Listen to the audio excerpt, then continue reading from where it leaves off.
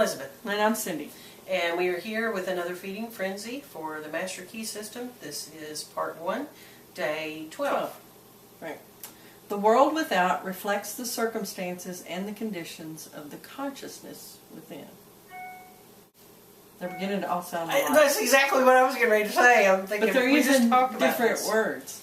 This time, yesterday, listen to me, the last one, it was affluence. The world without reflects the circumstances and the conditions of the consciousness within. This talks about consciousness, whereas the one before talked about affluence. So I think his point is he's using different words. Well, so to should we help go us back and see it. redo the other one? No, I'm just saying this is not the same as every other one we've done because it's a different word. I think he's trying to show us different ways to look at it, different perspective. Okay. You agree? Well, I was seeing the other one differently than the way it was presented too. Yeah. When they were talking about affluence, I don't necessarily relate that to just money either. So I was seeing it in a different way already. Right. So this one is just using the word consciousness. What does consciousness mean to you? That's changed since we did the 40-day prosperity plan. I don't know. Used to, I thought consciousness was I'm either conscious or I'm not. I'm either awake or I'm not. And now I see it has many degrees to it. And that there's different kinds of consciousness. I can be, when we're first born, we have very little self-awareness or self-consciousness. And as we grow, we become more and more conscious. And I'm always reminded of the study I did with Bob Proctor, who talks about the different levels of consciousness and how that, an animal even is aware of its surroundings. And people are not only aware of our surroundings, but we're aware of ourselves too in those surroundings. And then to take it another step further, we become aware that we're aware of our surroundings and ourselves within those surroundings. That's a little confusing. Can you? Well, okay. What do you mean to be? What does it mean to you to be aware that you're aware? Okay. When I'm first born, I'm aware that things are going on around me. I hear noises. I see things. And then as I grow up, I become aware that here I am.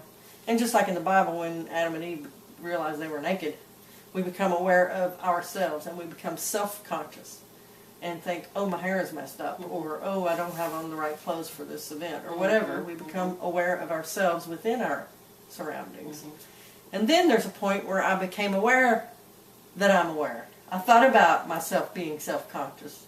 I thought, oh, wow, that's cool. When my kids were little, they would come out dancing around naked. They didn't care who saw them or what everybody thought. And then at some point in their development, they thought, oh, crap, I don't have any clothes on. And they wouldn't come out, dancing naked anymore.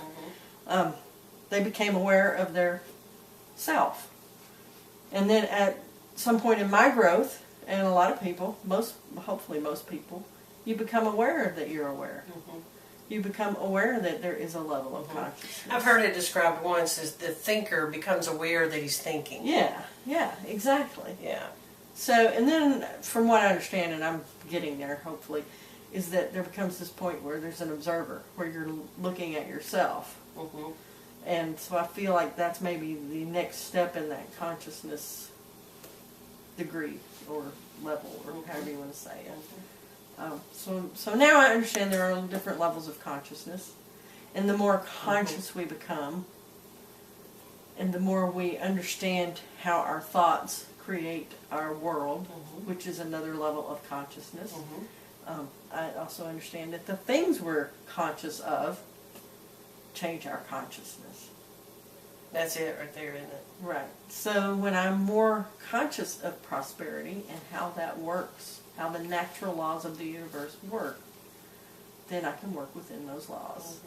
I become conscious. Rather than just stumbling upon them, as a lot of people take as raw or pure luck. Or when you stumble upon, one of those natural laws and it just appears that you've gotten lucky, we begin to... Or coincidence. Right. We begin to plan our movements to be within that flow. Right. Or to work within that law in order to produce the results that we want to see. Right, right. I mean, just like before we understood electricity, there's still, electricity was still here and people still benefited from certain aspects of electricity, but until we began to work within the laws of electricity and begin to harness that power, did we get electric lights and the things that we can use and have faith in. That when I turn on the switch, that light will come on. You know, not until we harness those powers. So I feel like we're on the edge, humanity as a whole is on the edge of harnessing the powers of our mind. The powers of thought. Of thought and creating the world we want to live in. Good stuff. The world without reflects the circumstances and conditions of the consciousness within. So the more conscious I am of those laws and how to use those laws to my benefit, or to our benefit as a whole, then the more we have, the better conditions and circumstances we have on the outside too. True. Good stuff. Very good stuff. Thanks. All right. Shreen. Shreen.